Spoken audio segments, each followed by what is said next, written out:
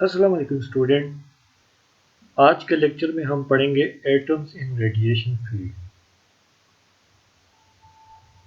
जब कभी हम एटम को रेडिएशन फील्ड के अंदर रख देते हैं, या हम दूसरे लफ्ज़ों में हम कह सकते हैं कि एटम और रेडिएशन फील्ड के दरमियान एक इंटरेक्शन होगी। तो जब अगर एटम्स रेडिएशन फील्ड के अंदर होंगे तो वहाँ पे तीन पॉसिबिलिटीज़ होगी। जो पहली पॉसिबिलिटीज़ होगी वो ये होगी कि classical oscillating charge will radiate spontaneously. इसका मतलब ये है कि एक एटम एक स्पॉन्टेनियस एमिशन करेगा, एक हायर एक्साइटेड स्टेट से एक लोअर एक्साइटेड स्टेट में ट्रांजिशन करके। तो जब एटम एक्साइटेड स्टेट से लोअर एनर्जी स्टेट में ट्रांजिशन करेगा तो वहाँ पे स्पॉन्टेनियस एमिशन होगी। इस प्रोसेस को हम कहते हैं स्पॉन्टेनियस एमिशन। दूसरी पॉसिबिलिटी हमारे पास ये हो सकती है कि an atom can absorb a photon from a beam of radiation, making a transition from a state of lower energy to a state of higher energy. This is called absorption. दूसरी possibility ये हो सकती है कि एक atom photon absorb करे और lower state से हायर एनर्जी स्टेट में चला जाए। जो तीसरी पॉसिबिलिटी हो सकती है वो ये कि अगर एटम एक्साइटेड स्टेट में हो, और तीसरी पॉसिबिलिटी ये हो सकती है कि atom can emit photon under the influence of N applied radiation. कि एटम हमारे पास ऑलरेडी एक्साइटेड स्टेट में है, लेकिन उस टाइम भी उस एटम के साथ एक रेडिएशन फील्ड इंटरेक्ट करेगी और एटम डी एक्साइट हो जाएगा। तो इस डी एक्साइटेशन में जो एमिशन होगी उसको हम कहेंगे स्टिमुलेटेड एमिशन। अब यहाँ पे असल में हम लाइट मैटर इंटरेक्शन कंसिडर कर रहे हैं कि लाइट या रेडिएशन मैटर इंटरेक्शन। सबसे पहले रेडिएशन और एटम्स के दरमियान इंटरेक्शन को डिस्क्राइब करने के लिए सबसे पहले आइंस्टाइन ने उसकी क्वालिटेटिव डिस्क्रिप्शन दी, जो कि आइंस्टाइन कोफिशिएंट के नाम से जाना जाता है। तो आइंस्टाइन ने एक स्पॉन्टेनियस एमिशन को डिस्क्राइब करने के लिए एक तरीका बताया। He considered what happens to an atom interacting with a radiation field. उसने ये कंसिडर किया कि एक एटम के साथ क्या होता है जब उसके साथ एक रेडिएशन फील्ड इंटरेक्ट होती है। इस फिनोमेना को कंसिडर करने के लिए यहाँ पे हम एक टू लेवल सिस्टम ले लेते हैं। या हमारे पास एक एटम है जिसमें सिर्फ दो एनर्जी स्टेट हम कंसिडर करेंगे। एक की एनर्जी स्टेट E1 है और दूसरी की एनर्जी स्टेट हम E2 मान लेते हैं। अब यहाँ पे हमने N1 और N2 लिखा है। N1 हमारे पास नंबर ऑफ एटम्स है स्टेट E के अंदर, कि हमारे पास N नंबर ऑफ एटम है एनर्जी स्टेट E के अंदर, और N2 हमारे पास नंबर ऑफ एटम्स है एनर्जी स्टेट E2 के अंदर। यहाँ पे जो G1 और G2 है ये हमें डीजेनरेसी शो करता है। हम उस डीजेनरेसी का मतलब ये होता है कि कोई भी स्टेट अगर डीजेनरेट हो तो उसको हम डीजेनरेसी कहते हैं। अगर दो या दो से ज्यादा स्टेट्स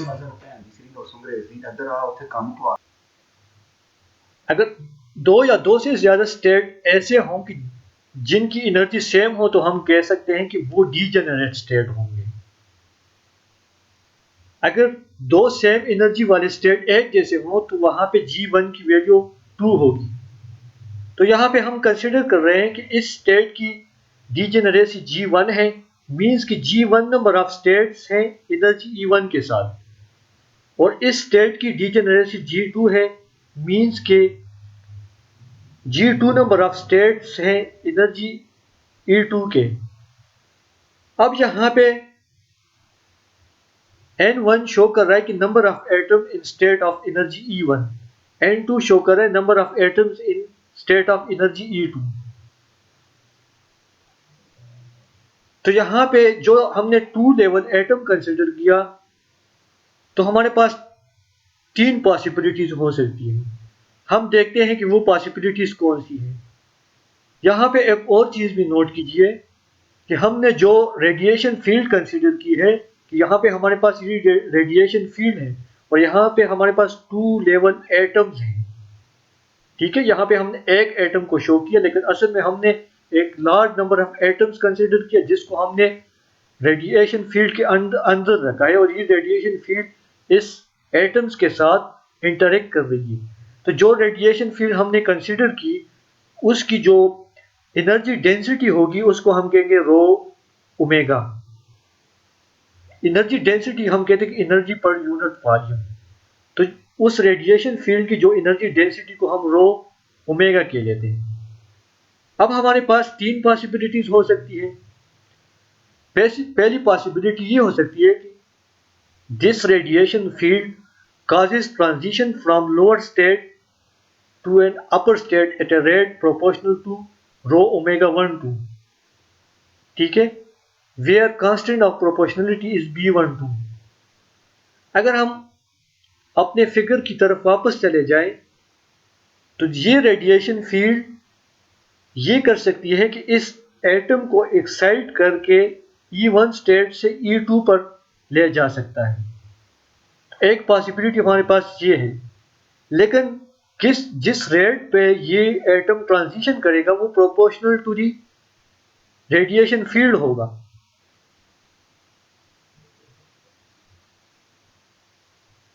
तो जब अगर ये ट्रांजिशन रेट जो होगा वो हमारे पास इस रेडिएशन फील्ड के प्रोपोर्शनल है तो जब हम प्रोपोर्शनलिटी को खत्म करेंगे तो वहां पे हम एक कांस्टेंट ऑफ प्रोपोर्शनलिटी लगाएंगे तो इसको हम B12 कहते हैं। ठीक है, अब ये एटम हमारे पास रेडिएशन फील्ड रो ओमेगा है लेकिन ये एटम रेडिएशन फील्ड की उस पार्ट से इंटरेक्ट करेगा जो कि इनके साथ रेजोनेट करे।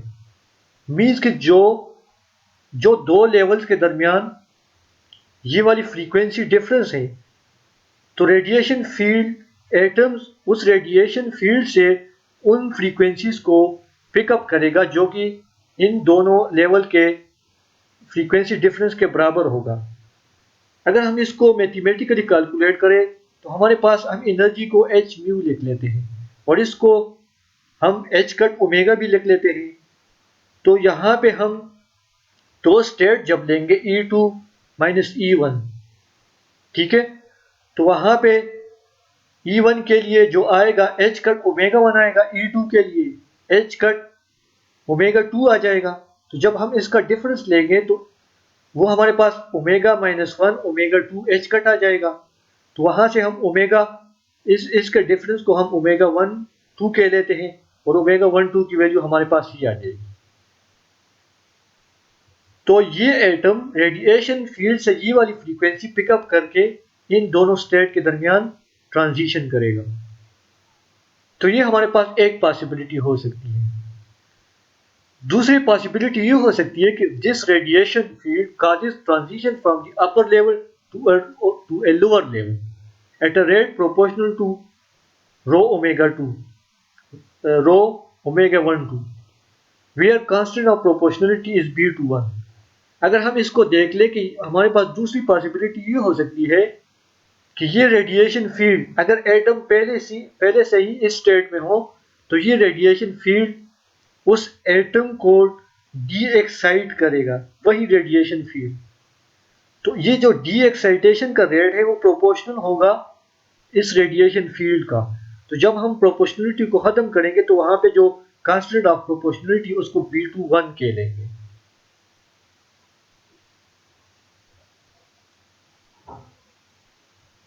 तो जो कांस्टेंट ऑफ प्रोपोर्शनलिटी वो B21। तो इस पॉसिबिलिटी को हम कहते हैं कि this is a process of stimulated emission. अगर एटम ऑलरेडी एक्साइटेड स्टेट में हो और वो रेडिएशन के इन्फ्लुएंस से वो डी एक्साइट हो जाए या हायर एनर्जी स्टेट से लोअर एनर्जी स्टेट में आ जाए, तो इस किस्म के एमिशन और एनर्जी इमिट करे, तो इस किस्म के एमिशन को हम कहते हैं स्टिमुलेटेड एमिशन। ठीक है, जिसमें जो रेडिएशन की फ्रीक्वेंसी होगी वही एटम्स की फ्रीक्वेंसी भी होगी। तो स्टिमुलेटेड एमिशन हमारे पास लेजर में होता है और लेजर का प्रिंसिपल है कि वहां पे स्टिमुलेटेड एमिशन हो। तीसरी पॉसिबिलिटी हमारे पास ये हो सकती है कि एक atom can make transition from a upper level to a lower level without the influence of external field. कि एक एटम अपर स्टेट से ट्रांजिशन कर सकता है लोअर स्टेट में, लेकिन बगैर एक्सटर्नल फील्ड या एक्सटर्नल रेडिएशन के इन्फ्लुएंस के। तो इस किस्म को हम कहते हैं कि this is called spontaneous emission.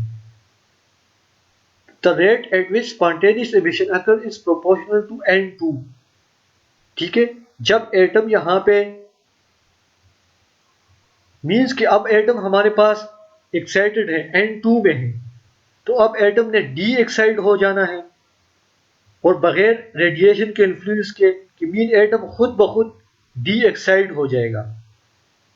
तो ये डी एक्साइटेशन रेट डिपेंड करेगा कि N2 में कितने नंबर ऑफ एटम्स हैं, E2 में कितने नंबर ऑफ एटम्स हैं। तो मीन्स कि ये डी एक्साइटेशन हमारे पास number of atom in state E2 इस पे डिपेंड करेगा, जो कि हमारे पास N2 है। तो यहां पे जो कांस्टेंट ऑफ प्रोपोर्शनलिटी है उसको हम A21 कह लेते हैं, A21। तो इस थ्री प्रोसेस जो मैंने यहां पे एक्सप्लेन की, इसको जब हम मैथमेटिकली डिस्क्राइब करेंगे तो इसको हम कहेंगे रेट इक्वेशन। अब जब अगर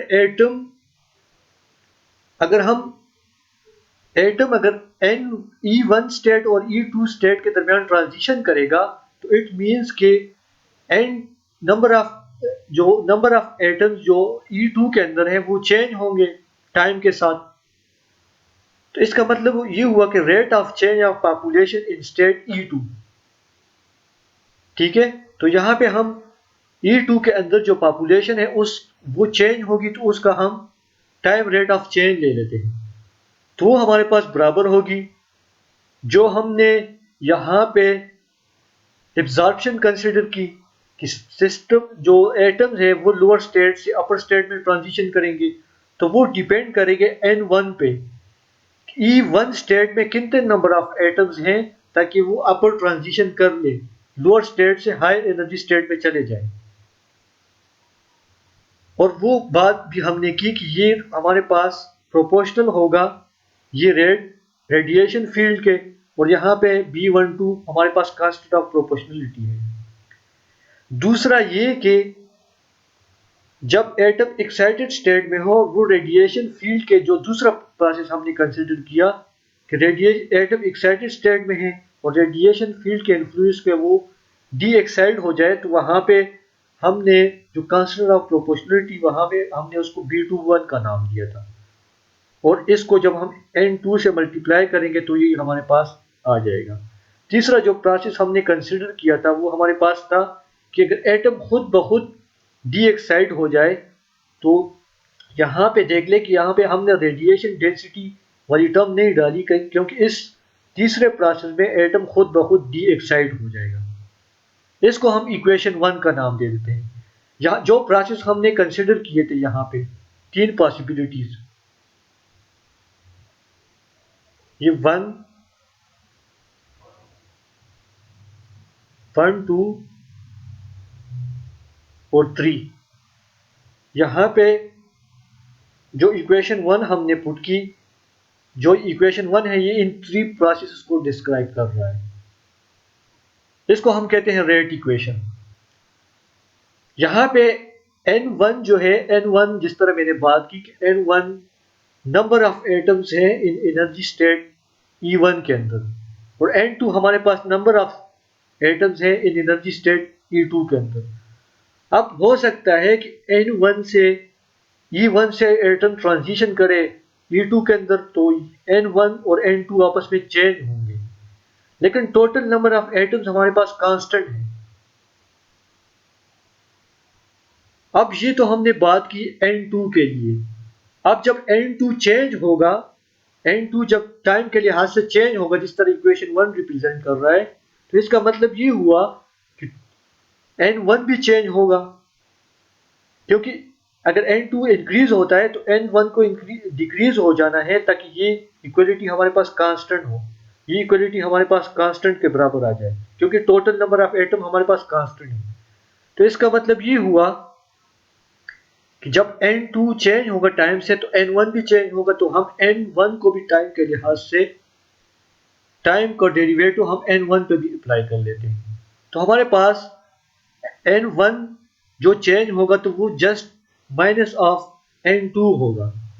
ठीक है, कहाँ यहाँ पे rate of change of N1 is the just equal two of the minus of the rate of change of N2।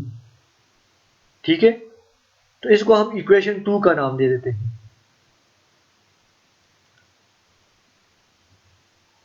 अगर हम कंसिडर कर ले कि हमारे पास कोई रेडिएशन फील्ड नहीं है, एटम्स हमारे पास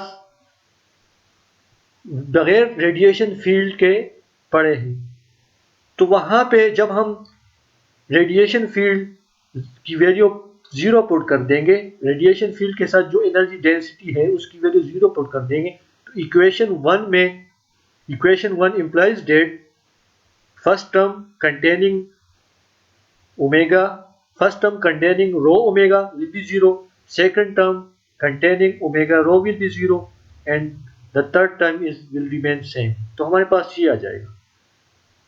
अब यहाँ पे हम N2 को इस साइड पे मल्टीप्लाई कर देते हैं और D2 को हम इस साइड पे मल्टीप्लाई कर देते हैं।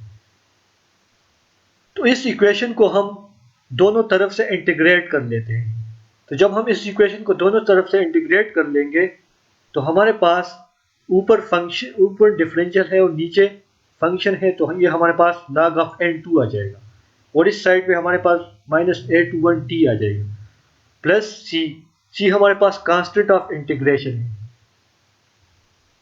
इस N2 की वैल्यू को फाइंड करने के लिए हम यहाँ पे इस N2 का एक्सपोनेंशियल ले लेते हैं ताकि हमारे पास ये log खत्म हो जाए। तो दोनों साइड पे जब हम एक्सपोनेंशियल लेंगे तो हमारे पास ये आ जाएगा।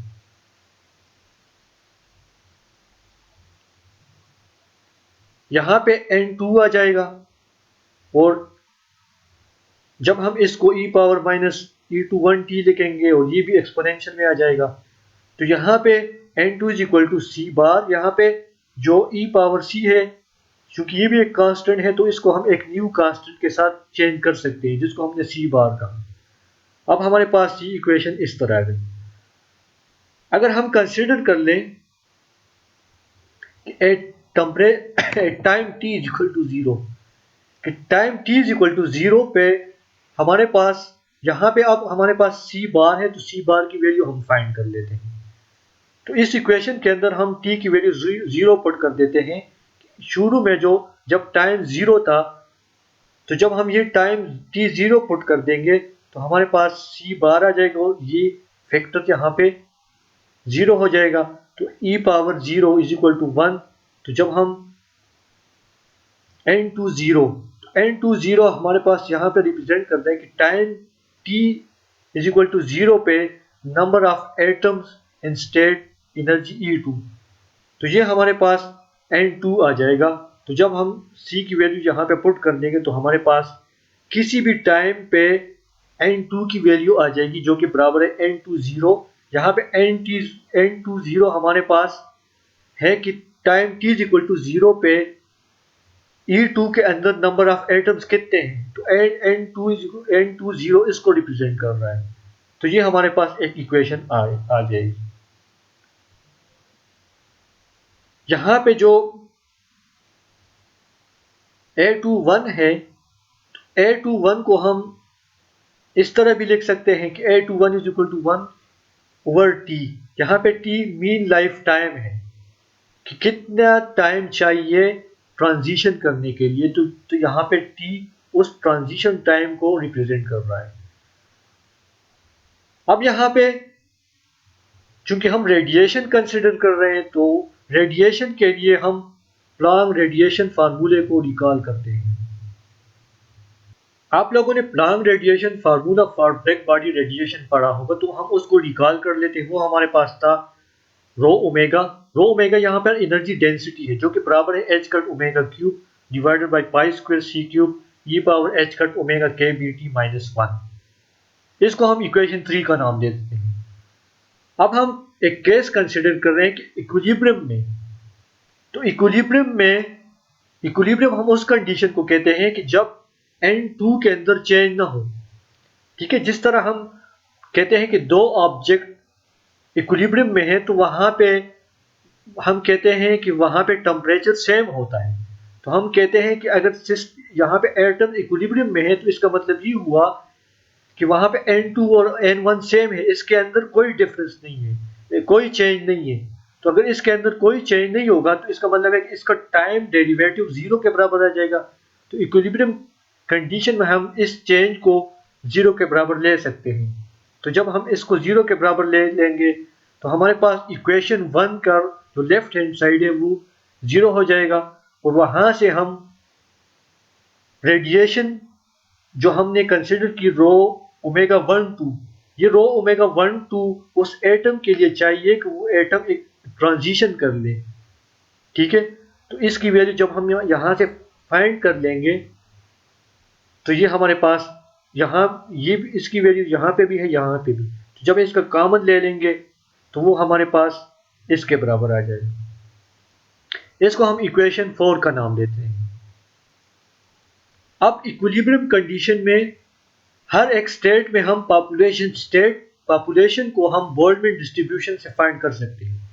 बोल्ट्जमैन डिस्ट्रीब्यूशन आप लोगों ने स्टैटिस्टिकल फिजिक्स में पढ़ा होगा।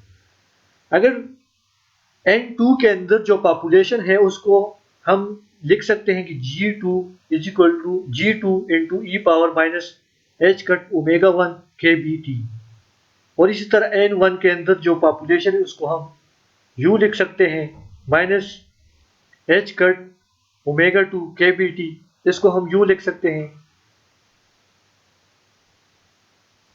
N2 के अंदर ये पॉपुलेशन है और N1 के अंदर ये पॉपुलेशन है। जब हम इसका रेशो ले लेंगे तो हमारे पास ये आ जाएगा। यहाँ पे ओमेगा दो फ्रीक्वेंसीज का डिफरेंस है, omega is equal to omega 1 minus omega 2। ठीक है, यहाँ पे G1 और G2 को हमने 1 रखा। इसका मतलब ये हुआ कि E1 के साथ जो स्टेट्स हैं वो सिर्फ 1 ही है, मीन्स कि only one state with E1 and E2। हमारे पास E1 एनर्जी स्टेट एक ही है। तो जब हम इसको इक्वेशन 4 के अंदर पुट कर देते हैं तो हमारे पास ये आ जाता है। अब हम इक्वेशन 3 और इक्वेशन 5 को कंपेयर कर देते हैं। तो जब हम इन दोनों इक्वेशन को कंपेयर कर लेंगे तो हमारे पास E21 B21 इसका रेशो इसके बराबर आ जाएगा, और E21 हमारे पास इसके बराबर आ जाएगा, और B12 is equal to B21। तो ये हमने इक्वेशन 3 और इक्वेशन 5 को जब कंपेयर किया तो हमारे पास ये वैल्यूज आ जाएगी। इसको हम इक्वेशन ए और इसको हम इक्वेशन बी का नाम देते हैं। इसका कंपैरिजन अगर आप लोग देख लें, इक्वेशन 5 के अंदर यहाँ पे एक्सपोनेंशियल है, ठीक है, और इक्वेशन अगर 3 को देख ले तो वहां पे भी यहाँ पे एक्सपोनेंशियल है। अगर हम इक्वेशन 3 को देख ले यहाँ पे,